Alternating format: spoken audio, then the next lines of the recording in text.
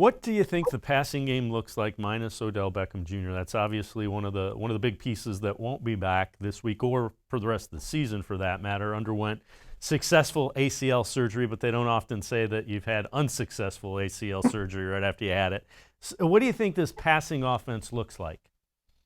Well, they lose that downfield threat, and they lose a guy that you just have to respect no matter what, even if he's not getting targeted, even if he's not getting the football. If you don't have Odell Beckham Jr., it just, you don't have to pay that much attention. Now, Donovan Peoples-Jones, maybe he can be a little bit of that, but until he really shows it consistently, you're not going to cheat safeties over. You're not going to have help coming his way. So that's going to free somebody up to maybe play closer to the line of scrimmage and try and shut down the run game, maybe cover a tight end.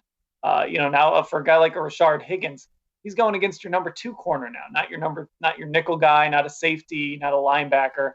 He's got to work against a better corner. So there's just this domino effect that happens with Odell Beckham out.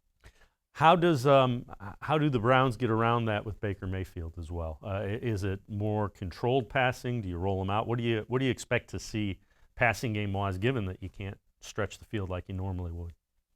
It really, I think you kind of hit it there. It's that quicker passing game. It's getting him out of the pocket. It's using play action. It's trying to trick the defense's eyes a little bit, maybe get that safety, out of the box if you can by loosening up things over the middle. I think it's going to be the Browns kind of going to their bread and butter. It might not be a super dynamic passing game, but they're going to look to be an efficient passing game to at least loosen up the defense and get them going one way, and then the football goes the other. You never quite know where it is at any given moment. That's really what they're going to have to try and do.